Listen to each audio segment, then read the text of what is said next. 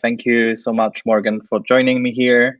My name is Jakob, and I'm the creative lead here at Career Foundry.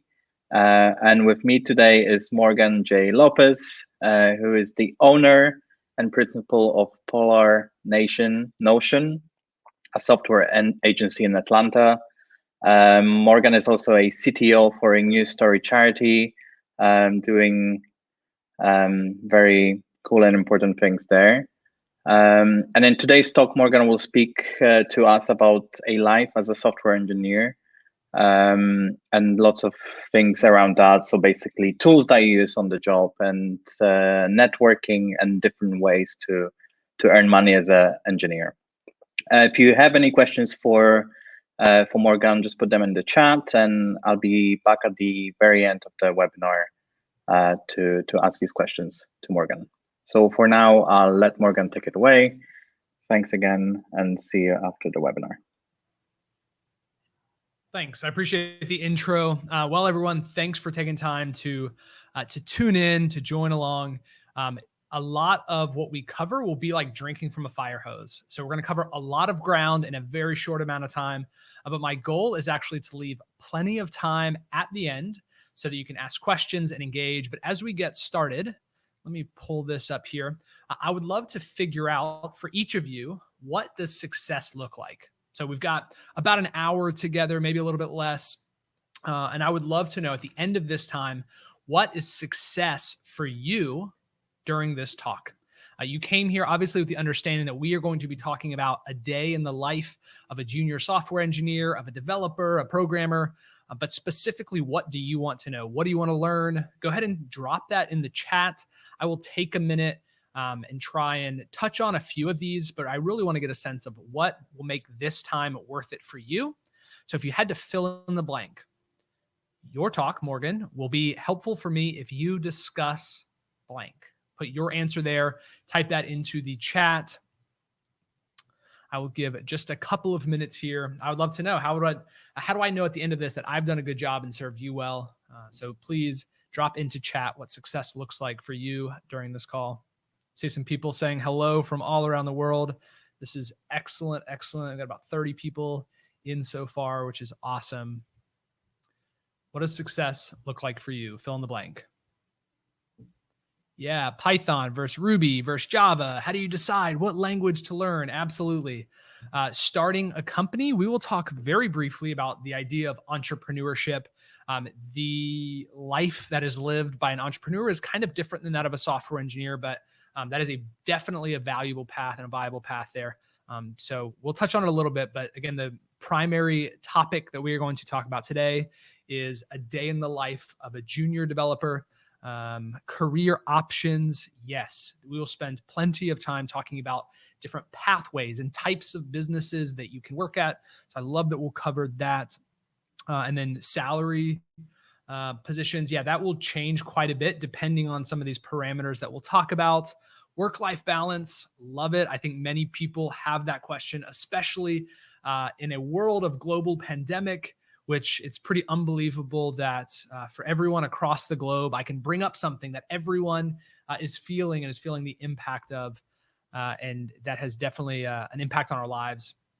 One thing for me, and I'll while you're dropping other comments in and a definition of success for you during this time, the way I like to think about work-life balance is actually a different phrase that I prefer, which is work-life harmony.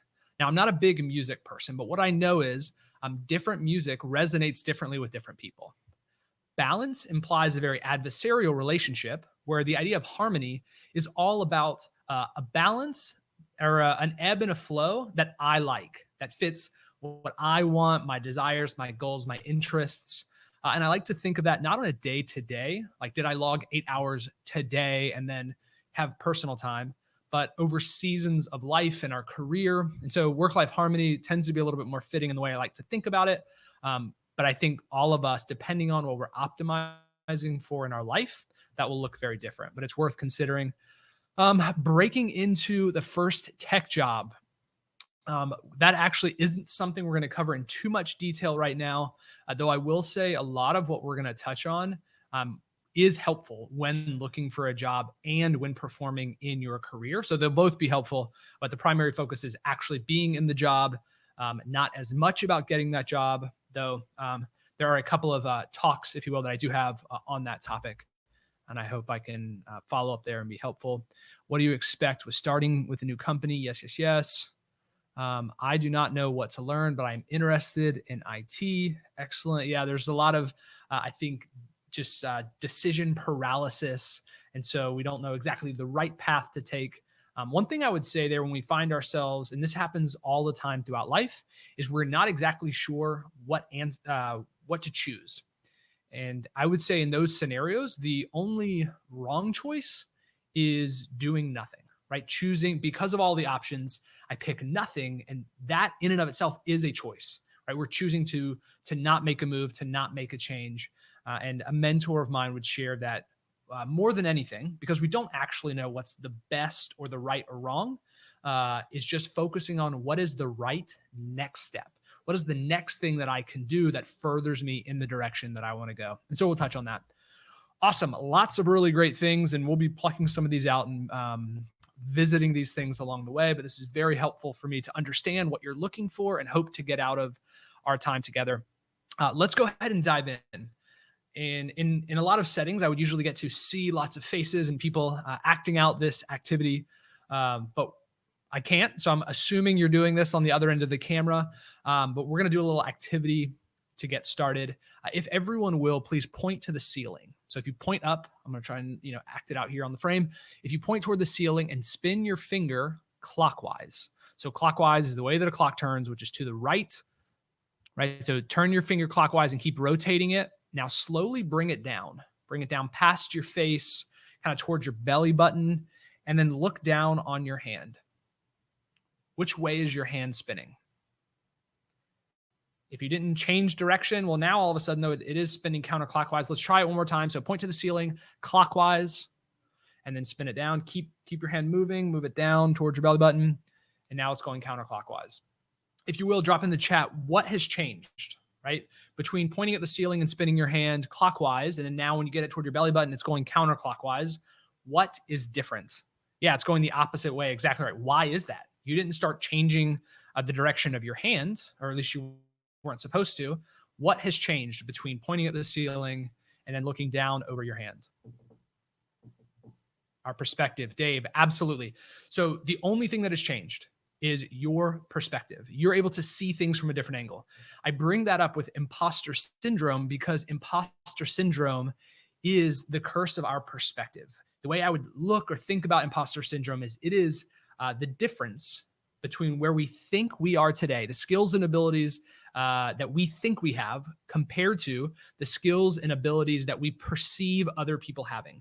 And so if our perspective could be equated to a tax, then we get charged twice because we often underestimate our capabilities and skills and knowledge, and then we overestimate that of other people. And so that distance is imposter syndrome, right? But it all comes back to our perspective. And my hope with our time together as we share and walk through all of this information is that you start to see perhaps a difference in the way that you look at yourself, your skills, your abilities, your capabilities. It could just be a matter of shifting your perspective. Now, there's some stuff that we will talk about. And then there are plenty of things that we won't, but we will talk about, tools for the job, your network, styles of business, as much as I could fit into a 1-hour presentation about a day in the life of a junior developer. We will discuss those things. There are a couple of things that we won't talk about during our time together, though I would love to keep the conversation going. And I'll give give some more information later about how we can do that. But there are a couple of things that we won't talk about. Some of the knowledge and information will transfer, but there are plenty of things that kind of fall outside of the scope of our talk together. And so we may dip a little bit, but won't spend too much time talking about them. A big thing to recognize, and I want to call attention as we get started, is I am sharing my experience, right? I am a bearded white gentleman in technology.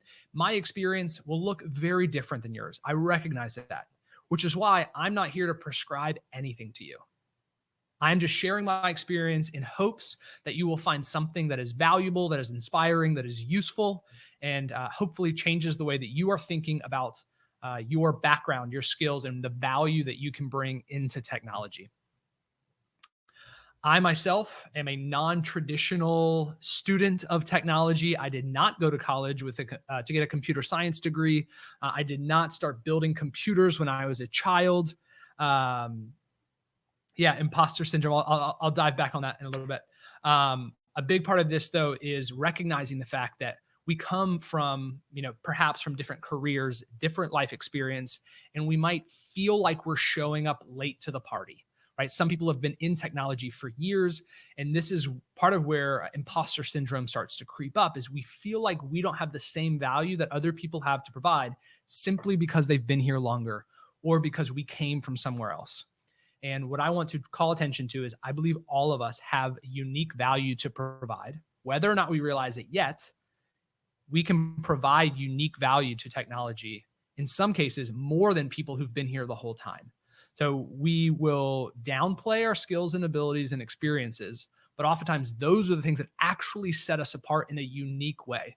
There's so much value in knowledge work, which software engineering is knowledge work. We are using our brains to bring ideas to life.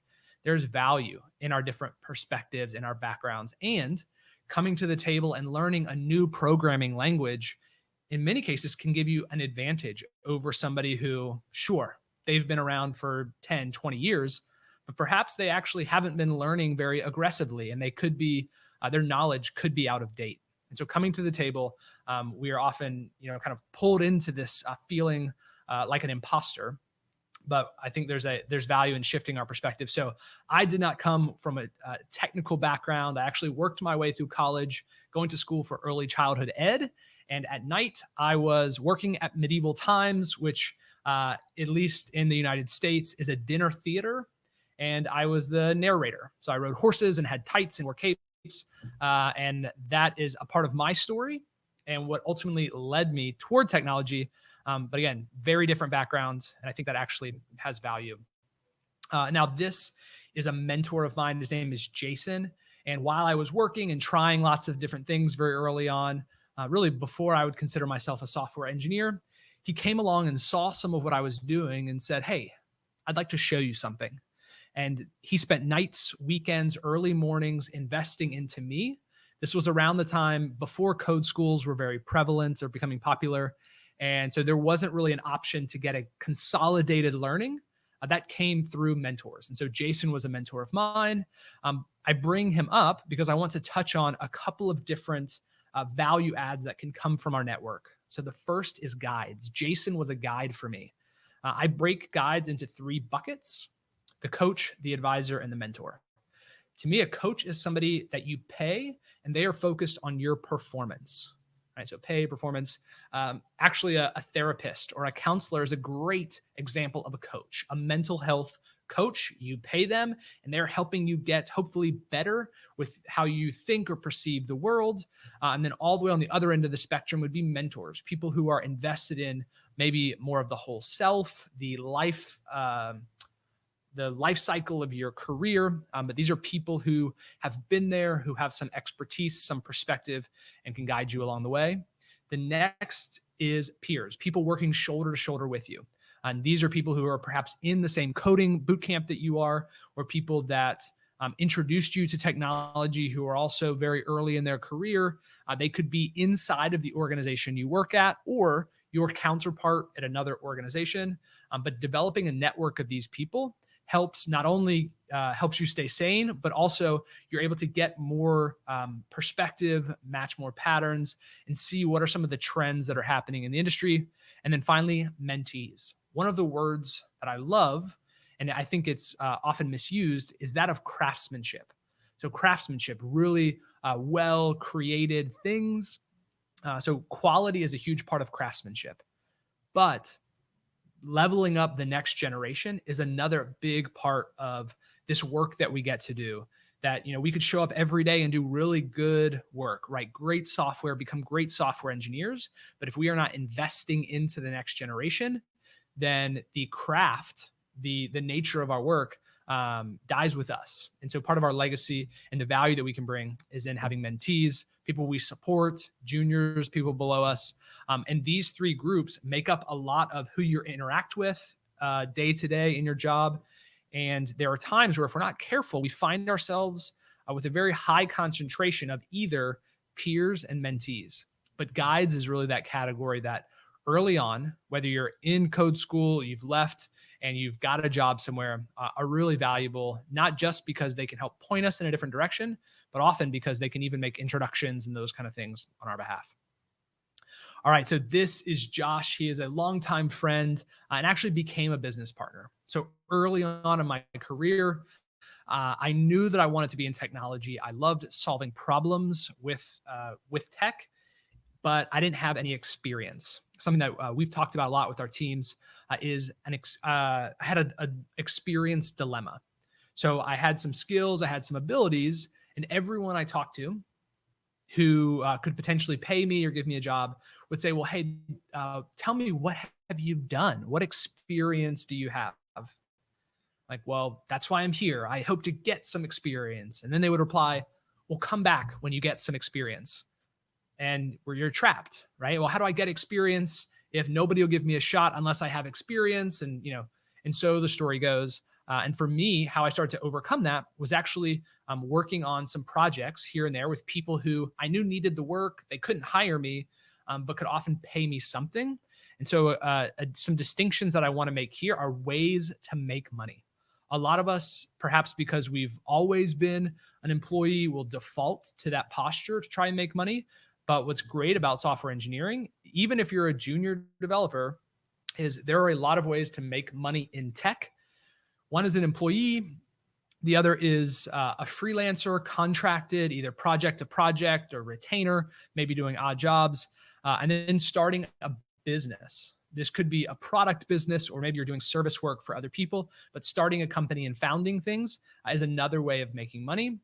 I bring these three up because it will alter what a common day looks like, but they have trade-offs and I think are worth exploring what that could look like as you investigate ways to make money and to get a job.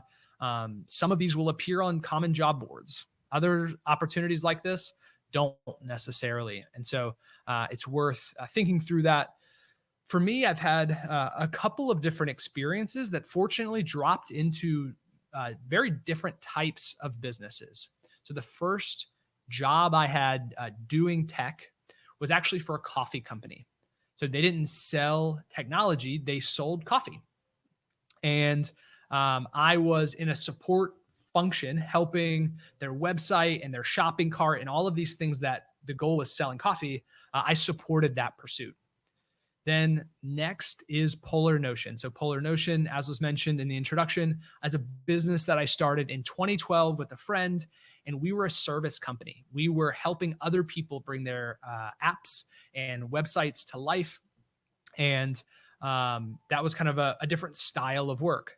Software engineers at a service company will often get much wider experience. So if you think of being a mile wide versus a mile deep, agencies or software service companies have a very wide set of skills. We've built apps for homemade baby food recipes and connecting law firms with project attorneys, managing pitch competitions, lots of diversity in the types of projects we did because people would come to us and they would pay us to build whatever they needed. And so that was a very unique set of skills and experience developed there.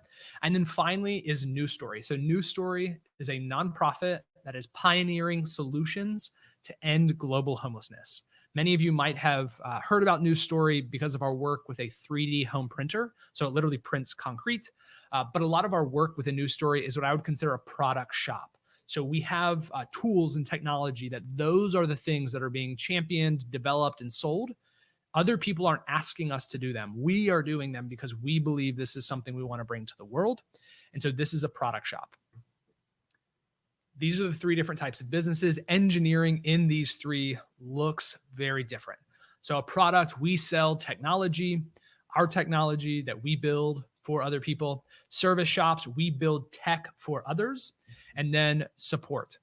This is not support in the sense that we may think within a product shop, which is I get support tickets and answer support emails and phone calls.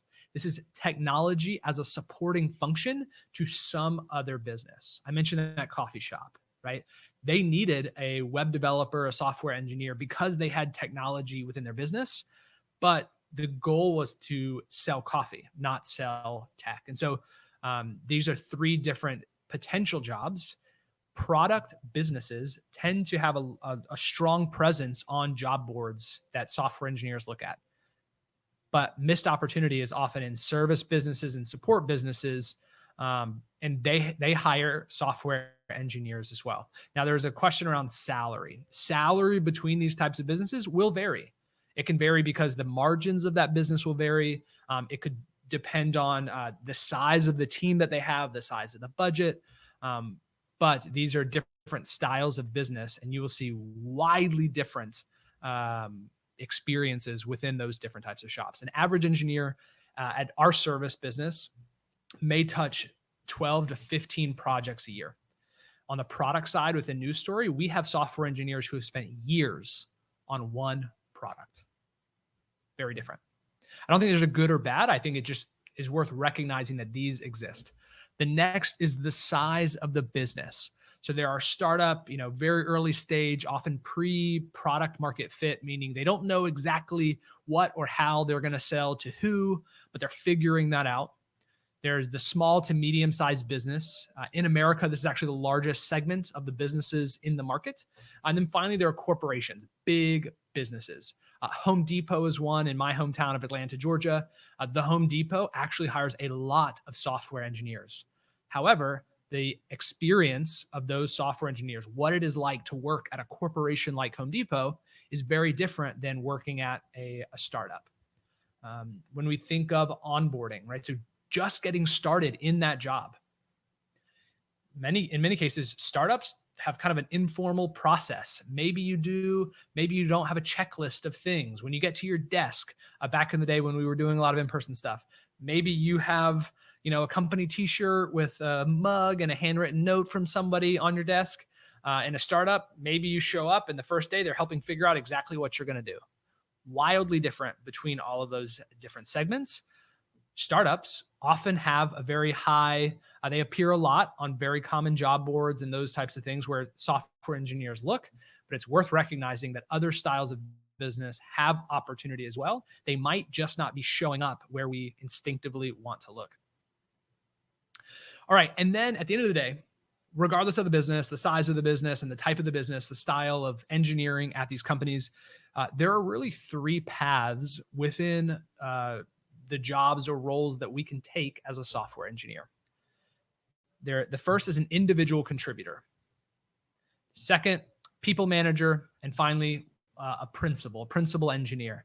An individual contributor is somebody who spends most of their day writing code, running the play, if you will, right? Very tactical, very hands-in, doing the work. People managers may spend some time doing the work, but are largely managing people. And then finally, the principal is the one who I would say is they're creating the play. They're probably in a very strategic position. Their job is a mix of knowing how to do some stuff, managing some people, but then also having kind of a higher concentration of their time, perhaps in bringing in revenue, presenting, doing other functions within the business.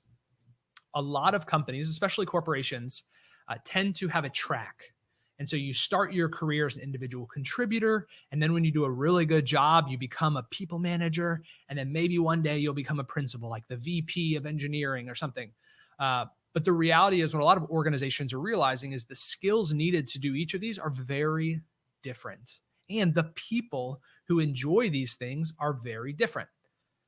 There's a concept, and corporate America really patented this, which is the idea of promoting people into their incompetence. And if you take somebody who is a great software engineer who writes code twice as fast as everyone else, they're an amazing individual contributor. They've crushed it. They've been at the company for 10 years. There's the instinct to promote them into a manager. And the way to move up at the company is to become a people manager. But the reality is when you look at that, you say, well, you're going to take your best individual contributor and make them a people manager. Well, what if they're not good at managing people?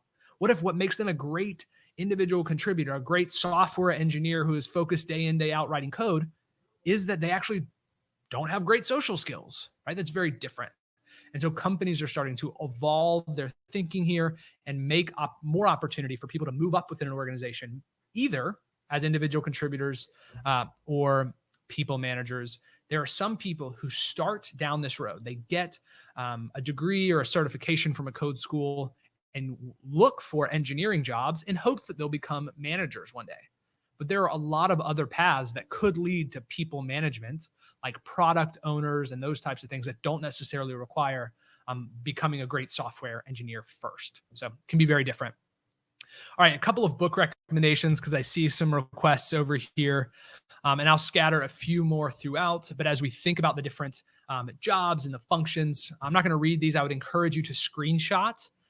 So if you're on a Mac computer, Command Shift 4 or 5, Command Shift 5, Command Shift 4 will let you screenshot. I would encourage you to grab this. I'm not going to talk through many of these. There are books here about interacting with people because so much of our work day to day is about interacting with people. Another is becoming good about things. One of my favorite here is Peak, which is all about reaching peak performance, the habits and the discipline. So some good reads there. All right, let's talk about the schedules, like day to day. All right, Morgan, you've talked about like the high level, understanding the different types of companies we could find ourselves in, but let's talk about what a day looks like. At the end of the day, most software engineers, especially on the junior level, the days look pretty consistent. They are pulling up reference cards of some sort. These could be features, these could be tasks, finalize user authentication, could be a card, a tool, a Jira as a project management tool. So once you've selected, like, this is the thing that I'm going to do today, then you write the code to complete that work. So that consists of Googling things, trying some stuff, it would be the writing of the code. Error screens pop up all the time. It doesn't matter if you're doing this for a day or doing this for 10 years. Error screens actually aren't telling you that it's broken, you failed, you're not any good at this. It's just feedback that the computer is making you aware that it doesn't understand what you're asking. So early on, it can feel like errors are really bad, but then over time, you realize, this is a natural part of doing this work. So we Google things, we try some stuff, we fail, and then we repeat till we get it right. And then throughout, periodically, we'll stop and ask for help. Now, I put an asterisk beside this because asking for help is something that your team, you may have somebody in your company or in your team that can help you. But some software engineers find themselves in roles that they're the only one on the team, or they're the only one doing it quite like this. That's where the network is valuable. It's valuable to have people outside of your organization who you can also lean on for help. Once you've done all that, you've written the code, then you gather feedback. On Polar Notion side of the service shop, 2 to 3 engineers look at every line of code. They review it, they make sure it's good before pushing it live. So we gather feedback using a tool called GitHub and pull requests, which if you're unfamiliar with technology, then don't worry about those terms. It's just getting feedback on the code that we've written. And then we make some revisions and ultimately push it live in the hands of users. Every organization has a different way that they think about this flow and they prioritize things. But at the end of the day, all of these elements exist to get software live. A lot of people, and some of you may be wondering, well, okay, but I've heard like, what is agile and what is waterfall? And I've heard these terms thrown around. Which one's best? For me, the best project management flow is the one that allows you to get the work done most efficiently. There are plenty of agile businesses that have a really hard time launching software. Well, then that might not be the best choice for you, right? And there are plenty of waterfall style businesses that can launch software. I believe it's somewhere around $40 billion a year is spent writing code that never launches. So for me, what's the right answer? It's the one that actually gets used and helps an organization be successful. The same thought process is where I've arrived for programming languages. Which one's best? Is it PHP? Is it Ruby? Is it Java? Which one's best? And at the end of the day, it really just depends on the types of problems that you're trying to solve. For me, I liked Ruby on Rails. And I have thoughts about like, what's the best programming language? For me, it's the one that there's a thriving community of people who support it and prop it up and interact around that language. There's a community of companies that actually use it, right? Do they have case studies of, oh, this company used this thing? That's usually some really great signaling. Is it actively maintained? Meaning, is the community pushing this language forward? Those things add up to being a great programming language. Is it perfect? No, I don't think there is a perfect option. But if you have the support that you need, if there are organizations that are using it, and if it's moving forward, then those are usually some great signals. At the end of the day, I also like Ruby on Rails because it's really easy to teach to other people. And so for us, in an industry where there aren't enough software engineers, then a great strategy is to go teach new ones. And so I want a language that is easy to pick up or easier to pick up by less experienced people. All right, and here are a couple of things that pop up randomly. I'm going to let you look at this because I'm not going to spend too much time here. These are things that exist in most companies. I'm going to read some of the messages here.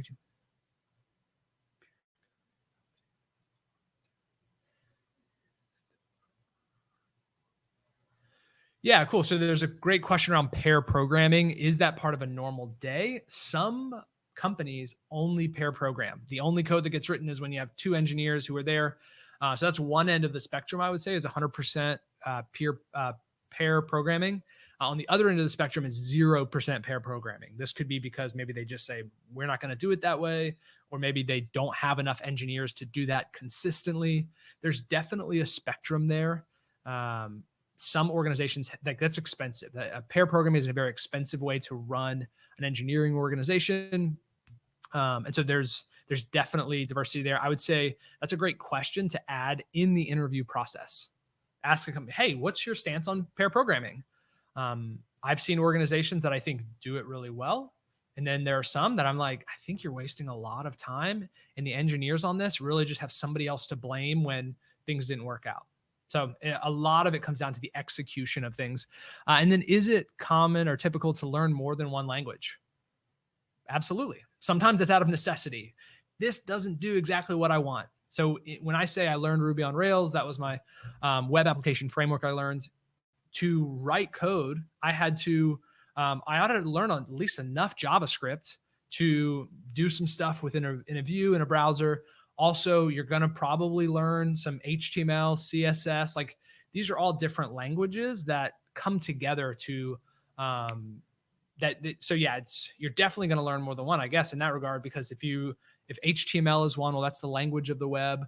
CSS is how you make things look pretty. Neither of those talk to a database, and so you need some type of intermediary there. None of them talk to a server. So yes, but I would say it's not like how we think about learning a language, a verbal language, right? For me to learn English, it took a long time. Some would even say I'm not that good at it still. I speak okay Spanish, but you're definitely not going to want to trust me, in the middle of Central America to make my way back to the States. Probably not that competent. But the idea of learning enough of a language to be functional is a thing. Or learning enough to just do this one thing that you want to do, right? It's a little bit more, the utility of programming languages is a little bit different. And so if I were to say, yeah, you're going to learn 6, it's not like you're learning 6 spoken languages like you may speak English and Spanish and these different languages. All right. So we looked at that very briefly. Here are a couple of books that I would recommend. Deep Work is by a guy named Cal Newport. And what he really touches on is the greatest value that we will create in our lives, in our career, come from periods of focus. Heads down, deep work is what he calls it, right? Flow. Learning something, but getting really good and just immersing ourselves into it. And the world today that we live in is filled with distractions. And so part of this journey of becoming a really good software engineer has a lot to do with valuing heads down time to focus and get work done. There's also a lot of value that I've seen from habits, the things that habits that I picked up unintentionally and want to refine those, or ones that My hope was that it would add up to something really compelling over time. In the early days when I was just getting started, I knew very little. I said, hey, you know what? I'm going to wake up a little bit earlier and at least spend the first hour or two every day trying something with code. I would pull tutorials. I would pull projects. I would, look at an app and think, I like that feature. I'm going to try and recreate that. And that consistency over time compounds. And so there's a couple of books here that talk about the value of that. And I think for software engineers, especially those that really embrace the power of habit within their own lives and how those that can compound over time, I think become some of the best engineers. All right, so let's talk about some tools of the trade. W3 Schools, RAILSCASTS, there's stuff all over the internet that can help you, that can teach you, where you can learn. At the end of the day, the best ones are the ones that connect with you, period. So W3 Schools is often criticized as very elementary and super simple and kind of basic. I learn really well from their style of teaching. And so that's a great tool for me. And there's value in figuring out for ourselves, where do we learn best? RailsCast is this guy, he does these like 10-minute videos of how to make these individualized features. He edited them really well. He has screenshots. It was great.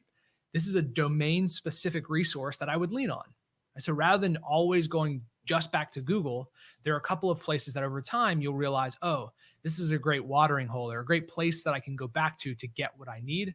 And again, there is no best option. It is the one that is the best for you and serves you well as you want to learn.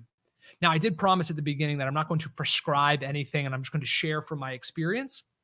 This is one area where I will say you should just do this, which is create an account on Stack Overflow.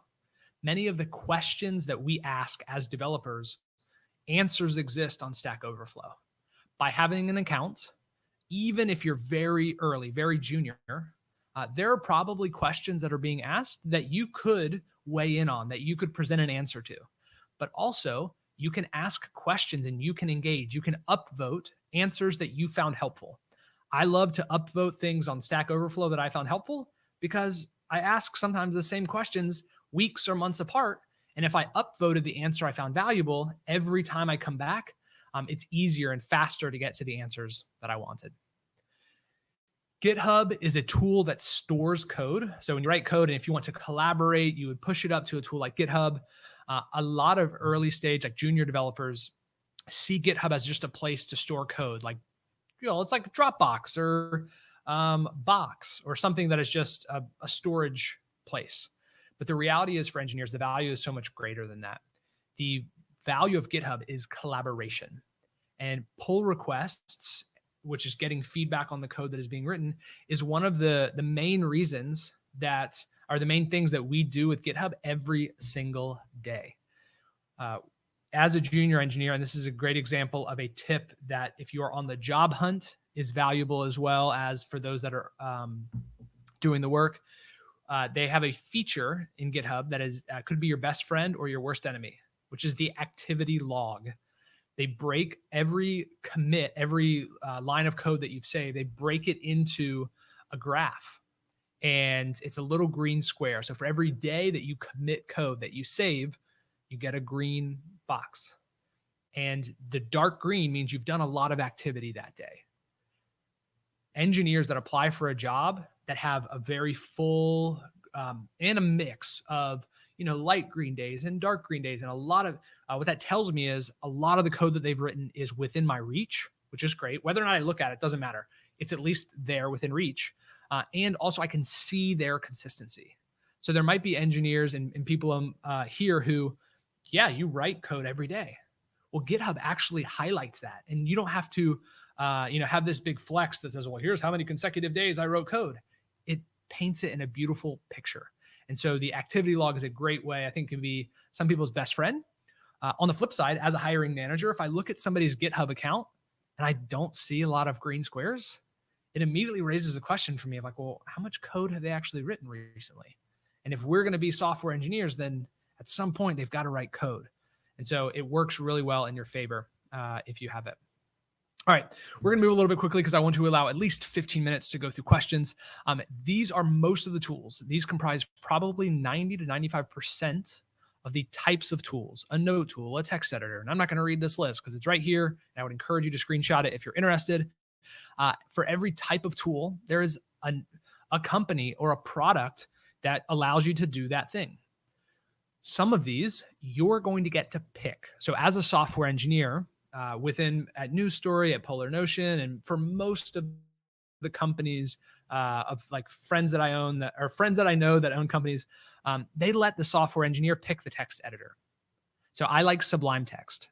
Well, Morgan, why do you like Sublime Text?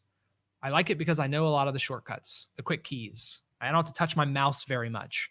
I can navigate very quickly around Sublime Text.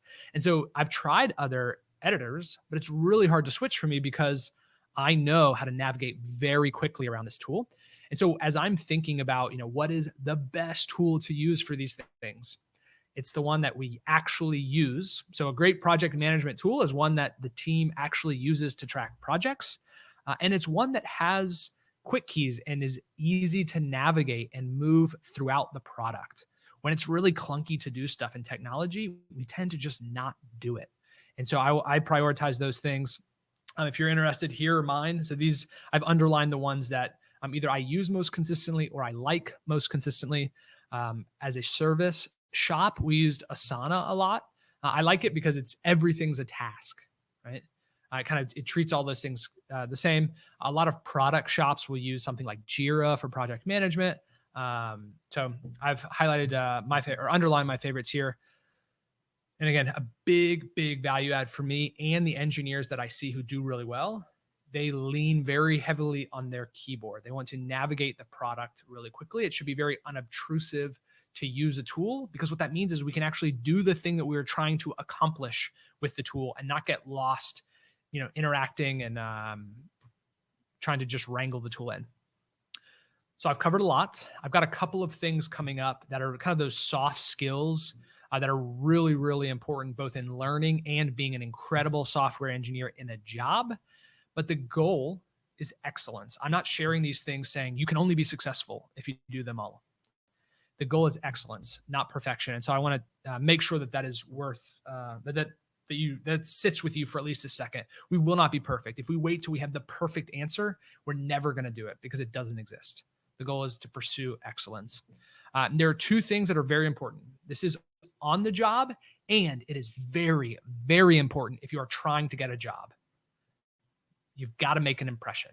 Something has to have you stand out from other people and be memorable. The people who stand out and stick in our minds are the ones who tend to do really well. There's this idea of a ratchet effect.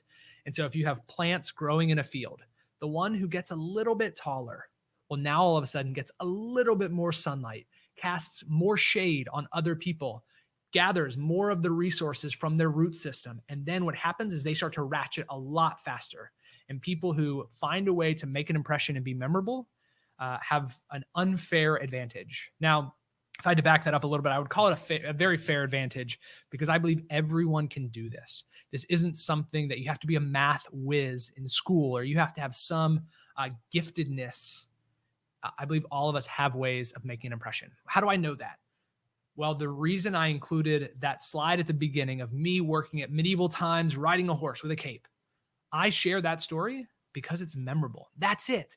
That is the greatest value of that entire job for me, is that when I bring it up in conversation, people have questions about it. They're like, well, what kind of horses did you ride? How many horses? How did you keep all of the horses fed in that dinner theater, right? All of these questions start to come up, which is very memorable. So that is a way of taking something that isn't necessarily relevant to tech, but allows me to be memorable and make an impression. That's for me.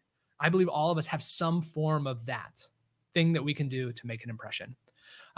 These are the soft skills. These are the things that at a certain point, being a good software engineer is going to be table stakes. It's going to be expected. It's going to be the minimum requirement to keep your job. These are the things that actually help people excel and become best in class within their career. People who excel focus well. They decline meeting invitations so that they can have time to do their work.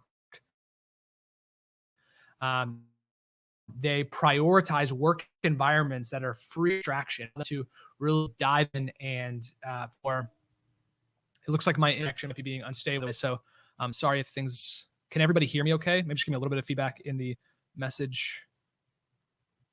Anybody? Yes, good. Can you hear me? All good. Great. Sorry about that. So these are the things that really stand out. Focus, people who plan, who are deliberate. What does a great week look like for me? One of the things that we've encouraged with every team that I lead is having 1 to 2 days a week with no meetings and just time.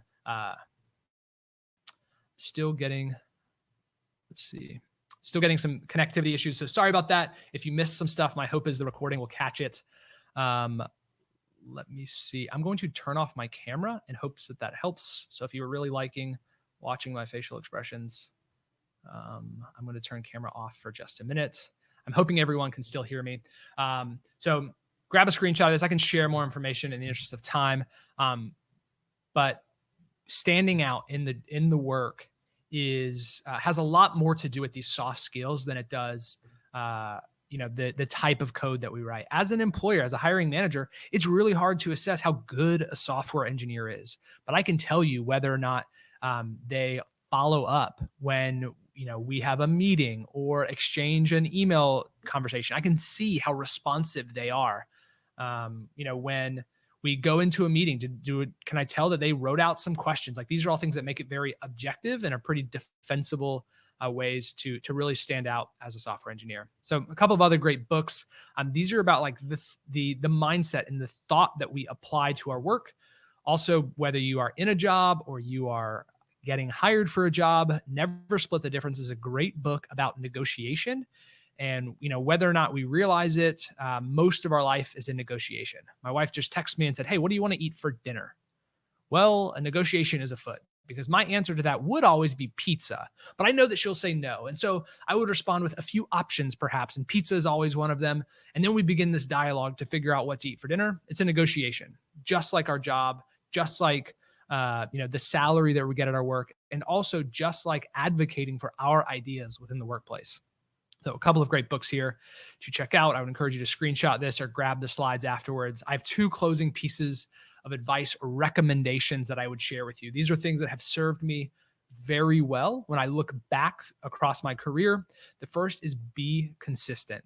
In the early days, it's consistently writing code, trying things, and just investing in myself.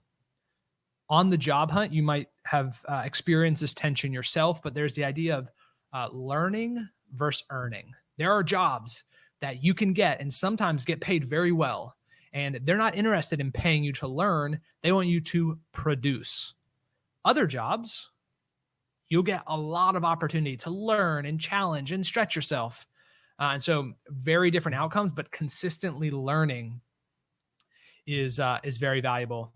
Yes, if you are checking out those book recommendations, they are wildly valuable for every occupation, not just web development, because again, the soft skills that allow you to thrive have way more to do, or way less to do with actually just writing code. Learning how to talk to a computer is a skill that can be learned. There are so many other skills that serve people well. So be consistent.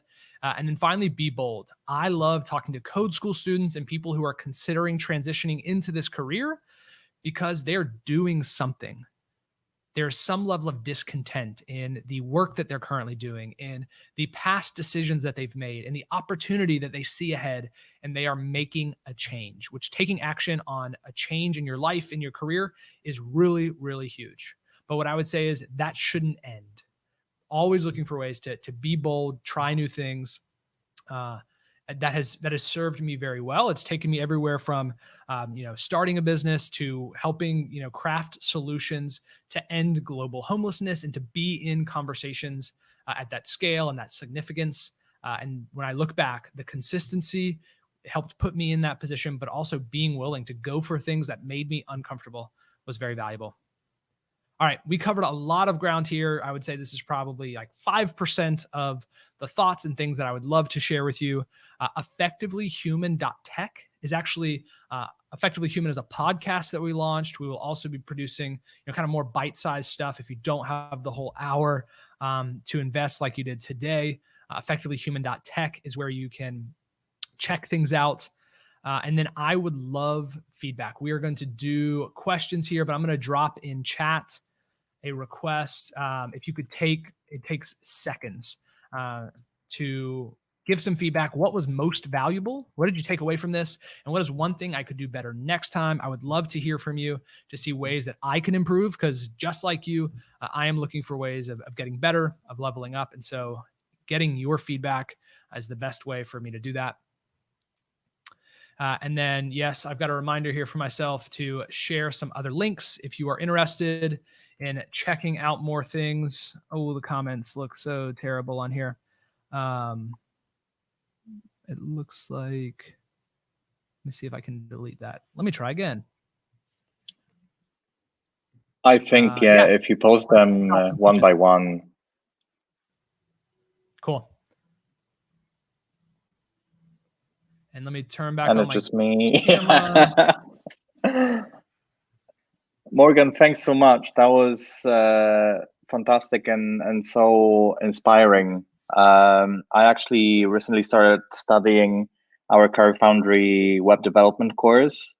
So it's really interesting to hear what you had to say. And I guess it's very easy to get overwhelmed with all this information. No, there's just so much to research, and you read about, I don't know, CSS frameworks, and then there you go. There's just like an ocean of knowledge about just that. You could spend probably weeks just reading about that.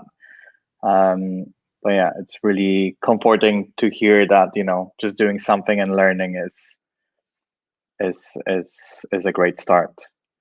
I think you answered most of the. Sorry. I think you answered most of the questions in the chat already. So if there are not, if we don't have any more questions, then thank you all for joining. All the links that Morgan just posted, I'll include them in the follow-up emails, so you'll have access to them afterwards. We'll also send the recording of the presentation, so you can access it later. And with that, thanks again, Morgan, and have a good morning and afternoon and night wherever you are dialing in from. Thanks. Absolutely. Thank you very much. Everyone, thank you. I appreciate your time. Your time is your most valuable resource. Oh, and there we go. I believe we are out of time. So thank you all very much. Thanks for spending your time.